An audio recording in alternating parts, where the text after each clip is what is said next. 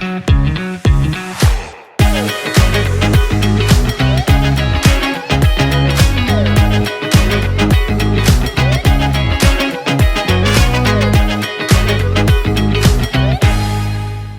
Charles Znati. Bonjour. Merci de nous recevoir dans vos locaux du MEDEF Paris, capitale de France, économique et innovante. Alors Charles Znati, quel a été votre parcours avant d'arriver à la présidence du MEDEF Paris ? Alors en deux mots, mon parcours, c'est un parcours d'entrepreneur. J'ai commencé très très jeune, complètement par hasard. J'étais embauché dans une agence de pub, alors même que je faisais mes études. J'ai fait un parcours dans la pub, dans des grandes agences, Groupe Havas, des agences américaines aussi. Et puis à un moment donné, j'ai créé une boîte de design. Et dans cette boîte de design, j'ai fait la rencontre d'un pâtissier qui à l'époque était chef pâtissier de chez Fauchon. Et en l'occurrence, c'était Pierre Hermé. Et avec Pierre Hermé, on a créé une société ensemble qui est devenue ensuite le groupe Pierre Hermé, la marque de pâtisserie reconnue, voilà, reconnue mondialement, que tout le monde nous envie, etc. Pendant quelques années, j'ai poursuivi aussi mes activités dans le domaine de la communication et dans le domaine du design, parce que la boîte Pierre Hermé, elle était toute petite, donc c'était une start-up, même si à l'époque, 20 ans avant, il y a 20 ans, on ne disait pas start-up. On disait quoi? On disait création d'entreprise. Création d'entreprise, ouais, ça c'est moins glamour. Là maintenant, il y a un vocabulaire qui est plus sympa. D'ailleurs, à l'époque, on parlait de capital risque. Et aujourd'hui, on parle de prendre un ticket dans une start-up. C'est beaucoup plus intéressant que de mettre en risque du capital. On ferme la parenthèse. Voilà. Et j'ai poursuivi aussi pendant la moitié du temps, puisque l'aventure Pierre Hermé, c'est 20 ans. Pendant 10 ans, j'étais à cheval entre mes activités dans le domaine de la communication et puis la direction et le développement du groupe Pierre Hermé. Et puis vous avez créé une véritable marque, Pierre Hermé, qui a été d'ailleurs reconnu comme un des meilleurs pâtissiers au monde, j'ai vu dans 2016. Oui, alors moi les marques c'est un peu mon dada, c'est-à-dire qu'en tant qu'agence, en tant que conseil…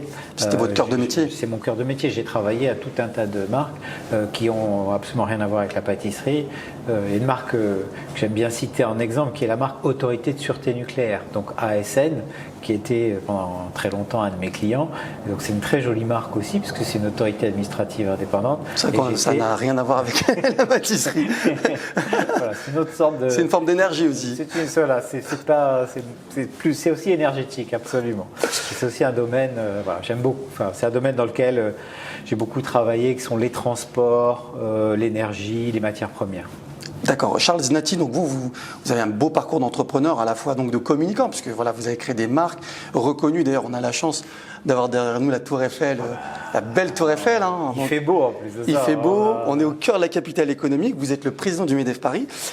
On a eu une période un peu moins joyeuse, le Covid-19, où c'était compliqué à la fois pour les Français, mais aussi, j'imagine, pour les entreprises. Comment l'écosystème de Paris, de l'entrepreneuriat parisien, a-t-il réagi, Charles Znati? Alors, quand le Covid est arrivé, mars 2020, ça a été un mur. Le MEDEF Paris, c'est à peu près 10 000 entreprises et ce mur, il s'est dressé de manière extrêmement brutale, extrêmement forte devant l'économie de Paris. On l'a pris vraiment en plein fouet. Et vous veniez d'arriver à la tête du MEDEF. Exact. Paris. J'avais été élu en fait en décembre 2019, mais je prenais mes fonctions. Il était convenu que je prenne mes fonctions au mois d'avril. Bon, du coup, avec le Covid, je les ai prises un petit peu de façon anticipée. Et dans la première séquence, on a été vraiment à fond dans l'accompagnement de nos adhérents, accompagnement pour décrypter un dispositif réglementaire et législatif qui évoluait tous les jours. Tous les jours, il y avait des ordonnances, tous les jours, il y avait des textes qui étaient… une remontée d'informations qu'on remontait au gouvernement, au pouvoir public pour les informer de la situation réelle des entreprises, parce que nous, on est en contact avec le terrain, on est en contact avec tout un tas d'entreprises qui nous… Voilà, quand on disait il faut aider les hôteliers, oui, mais il ne faut pas aider que les hôteliers, il faut aussi aider les entreprises de blanchisserie qui récupèrent les uniformes et le linge des hôtels, parce que les hôtels sont fermés, donc les blanchisseries sont fermées aussi. Voyez, donc, oui, parce que le MEDEF Paris, Charles Znati, c'est tout domaine confondu, c'est vraiment tout secteur d'activité. C'est interprofessionnel. Il n'y a pas de... Voilà, alors on représente en fait, quand on regarde nos adhérents, c'est un échantillon représentatif de ce qu'est l'économie de Paris. Donc on a un petit peu de tout, principalement des services, mais aussi des commerces, enfin tout ce qui fait l'économie de la capitale. L'économie, donc il y a eu ce premier temps qui a été un temps d'accompagnement. Après, donc accompagnement sur le chômage partiel, accompagnement sur les PGE, accompagnement sur le décryptage de l'environnement. Ensuite, il y a eu un deuxième temps qui a été celui de la deuxième partie de l'année 2020 où ça commençait à se relâcher un petit peu, la pression sur les entreprises commençait à se relâcher. C'était aussi la fin du confinement un peu. Voilà, et puis ce qui allait être la deuxième vague, la troisième vague, bon, tout ça c'est voilà. On a servi, si vous voulez, à ajuster le curseur, c'est-à-dire que à la fois on prenait les informations du terrain, on les remontait ici au national et puis vis-à-vis des collectivités territoriales, vis-à-vis de l'hôtel de ville, vis-à-vis de la région, vis-à-vis des ministères, et essayer de faire en sorte que les entreprises puissent être entendues. Parce que c'est vraiment ça le sujet. Et parfois aussi expliquer mieux aux entreprises pourquoi le gouvernement prenait telle ou telle mesure, comment elle avait été décidée. Parce que des fois aussi on a des entreprises qui ne comprennent pas et qui disent oui mais on ne comprend pas pourquoi. Si en fait il y a des raisons et ces raisons elles sont plus globales, plus systémiques. Donc il faut aider les entreprises à avoir une vision un petit peu plus large que leur champ de vision parfois très concret. Les gars ont la tête dans le guidon. Moi le premier, je viens de là, donc je sais ce que c'est. Il faut essayer d'ouvrir un peu le champ de vision des uns et des autres. Alors Charles Zanetti, justement, vous parliez un peu de votre accompagnement de ces entreprises, de ces entrepreneurs. Est-ce que vous avez pu justement sauver pas mal, ou contribuer à aider avec l'État pas mal d'entreprises? Et est-ce qu'il y a eu des échecs pendant la crise? Alors ça, c'est une question qu'on ne pose pas souvent, qu'on n'entend pas souvent, c'est est-ce qu'il y a eu des échecs? Alors ce qu'il faut voir, c'est que la crise qu'on a rencontrée, ce n'est pas une crise du système économique, c'est les États au niveau planétaire qui décident à un moment donné de marquer un temps d'arrêt à cause d'une crise sanitaire. Et donc il y a un certain nombre de mécanismes qui vont s'enclencher, qui sont des mécanismes d'accompagnement, qui vont permettre aux entreprises d'arrêter volontairement leur activité. Du coup, les entreprises avant le Covid, en global, elles vont plutôt bien. Et après le Covid, c'est-à-dire l'époque qu'on est en train de vivre, elles vont plutôt bien. Et donc, ce qui s'est passé, c'est que les mesures qui ont été mises en place, elles ont été plutôt assez efficaces. D'accord. Comment on le voit? On le voit à plusieurs niveaux. D'abord, les cas que traite le tribunal de commerce. Bon, le tribunal de commerce, sur tout ce qui a été pendant l'année dernière et même encore aujourd'hui, on voit qu'il y a une chute très nette des situations où les entreprises rencontrent des difficultés financières. Pourquoi? Parce que précisément, elles bénéficient d'un système d'accompagnement. Donc, il y a moins d'entreprises qui sont dans la difficulté qu'avant. On le voit aussi avec les relations qu'on peut entretenir avec la Fédération française des banques, par exemple. Où là, on sait que, par exemple, là, à l'heure où on parle, il y a déjà 25% des entreprises parisiennes qui ont remboursé leur PGE. Ça veut dire qu'elles avaient pris un PGE en se disant on ne sait pas trop, il y en a 1 sur 4 qui l'a déjà remboursé. Et les autres ont commencé de manière très significative à discuter avec leurs banquiers de la façon dont ils allaient le faire. Troisième niveau, c'est on voit au niveau de la médiation du crédit. C'est-à-dire que quand une entreprise rencontre des difficultés vraiment importantes, elle peut se tourner, elle peut saisir le médiateur du crédit. Et là, on voit aussi que les chiffres sont en baisse, les saisies du médiateur du crédit sont assez faibles. Alors c'est aussi lié à deux choses. C'est que le Trésor public et l'URSSAF n'ont pas beaucoup poussé vers les entreprises qui payaient mal. Bon, là maintenant, la donne a changé. La donne a changé. La crise, l'arrêt volontaire de l'économie est passé. On est revenu à un système où certes il y a des secteurs qui sont encore en difficulté parce qu'il n'y a pas de tourisme. Et l'aéroport de Paris nous dit, écoutez, retour au niveau d'avant Covid, c'est dans le meilleur des cas 2025, 2026. Voilà, donc pas de tourisme, ça impacte un certain nombre de secteurs. Mais pour le reste, on est revenu à la normale et donc, bien entendu, le Trésor public et l'URSSAF vont désormais rentrer dans des procédures de recouvrement. Donc les petits malins qui essayaient de passer au travers des gouttes, etc., à un moment donné vont être rattrapés, et c'est normal, c'est comme ça que ça fonctionne. L'entreprise, le libéralisme, c'est aussi des règles, c'est aussi un cadre qu'il faut respecter. Donc voilà. Donc globalement, on a assez peu de situations vraiment d'échec, dans la mesure où nous, au MEDEF Paris, quand on a eu des adhérents qui rencontraient des difficultés, on a pratiquement sorti tous les dossiers et on est arrivé à les accompagner pour qu'ils trouvent des solutions à leurs problèmes. Maintenant, vous dire qu'il n'y en a pas eu zéro, c'est pas vrai. Il y en a quand même quelques-uns. C'est souvent quand même des entreprises qui allaient pas bien avant la crise, enfin avant le Covid. Ils étaient déjà dans une situation difficile. Forcément, ça ne s'est pas amélioré par un coup de baguette magique. Alors, Charles Znati, vous venez de nous donner justement votre analyse sur la crise, sur la gestion de cette crise et les indicateurs qui font qu'aujourd'hui c'est plutôt positif. Alors justement, il y a un indicateur INSEE qui dit que les Français sont plutôt optimistes par rapport à la relance économique. Est-ce que vous partagez cet optimisme?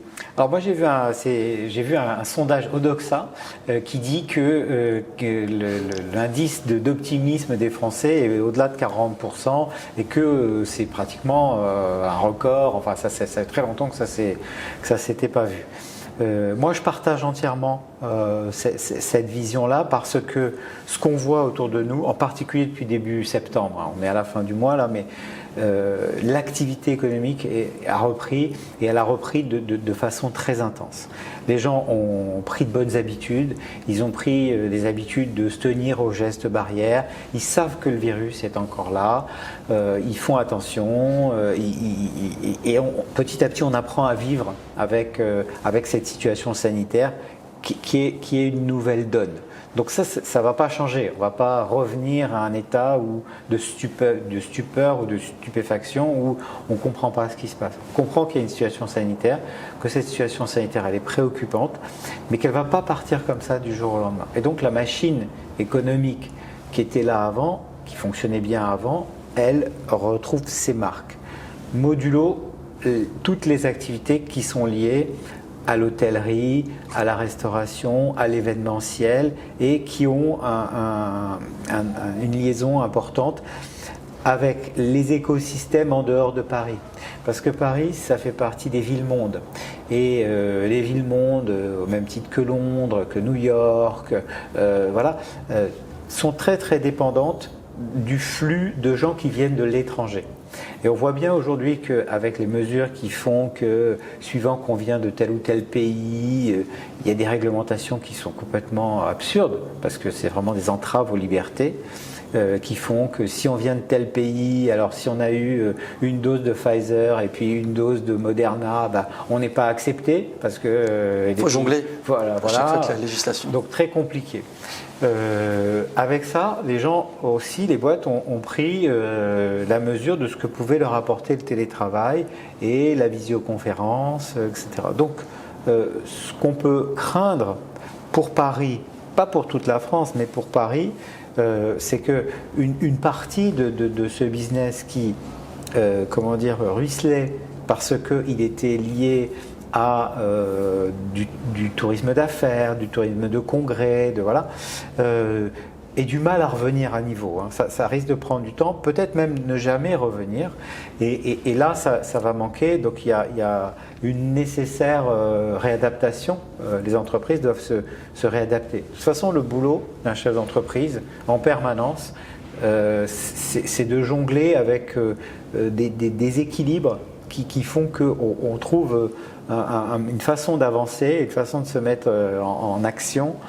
C'est une suite ininterrompue de moments de déséquilibre qui créent l'équilibre. C'est un peu comme le vélo, il faut pédaler. Il faut avancer. Et puis on continue d'avancer. Alors justement, on continue d'avancer. On voit quand même, malgré cet optimisme, que l'inflation reste à grande inconnue. Il y a la hausse des prix, la hausse des énergies. On sent aussi qu'il y a une compétition entre l'Est et l'Ouest sur les matières plutôt rares. On voit aussi une augmentation du gaz, une augmentation du pétrole, une augmentation de tout ce qui fait qu'aujourd'hui, effectivement, on a eu des mouvements sociaux, on se rappelle, avant la crise Covid. Est-ce que vous pensez que cette augmentation, cette inflation sera un frein justement à cette relance économique?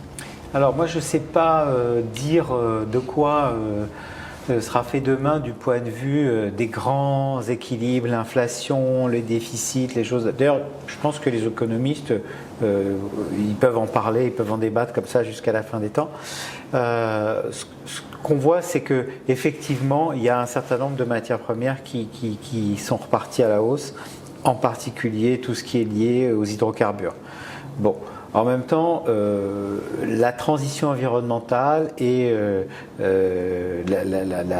l'accélération de l'utilisation des énergies carbonées, maintenant tout le monde a compris que c'est un sujet central. Donc, il me semble qu'il y a un mouvement d'équilibre qui est en train de se mettre en place.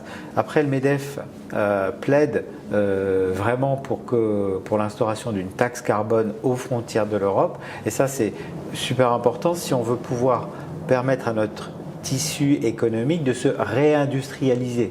C'est-à-dire qu'il faut qu'on puisse se battre avec les autres grands blocs à armes égales.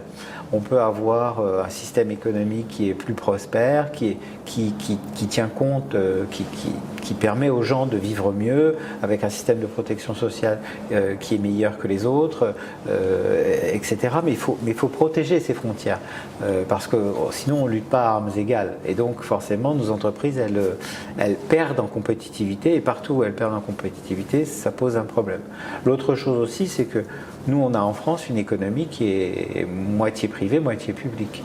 Et je pense que l'État a un rôle à jouer très important, à la fois en tant que donneur d'ordre, c'est-à-dire que l'attribution des marchés publics au niveau de l'État, au niveau des collectivités territoriales, souvent se fait sur la variable financière. C'est-à-dire que c'est souvent le moins-disant qui est favorisé. Qui gagne le marché. Bon, alors peut-être qu'il faut introduire des notions où ce n'est pas nécessairement le moins-disant qui va gagner le marché, parce que justement la politique sociale de l'entreprise, sa politique environnementale, etc.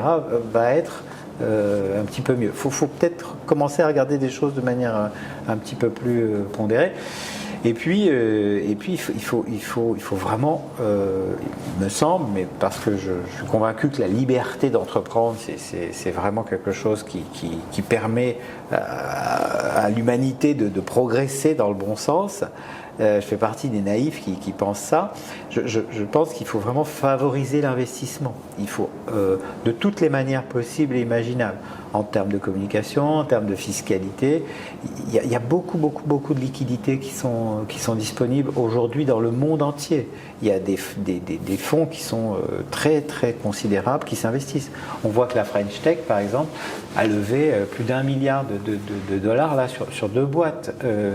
Là, c'est extraordinaire. C'est énorme. Ça veut dire quoi? Ça veut dire qu'il y a un dynamisme, il y a une capacité, une force de frappe qui est extraordinaire.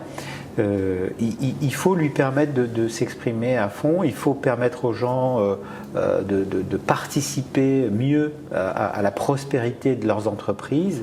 Il n'y a rien de mieux que pour donner un sens et une fierté aux gens que de leur proposer du travail, et du travail qui les rémunère convenablement et où ils voient que les fruits de leur travail, eh bien, ils en bénéficient aussi. Je trouve que c'est vraiment une aspiration qui est partagée par beaucoup de monde. Donc là, il y a plein de façons de faire participer les gens au développement économique, tout en faisant en sorte que la croissance elle soit plus durable, plus responsable, et qu'on avance vers une planète qui va bien, quoi.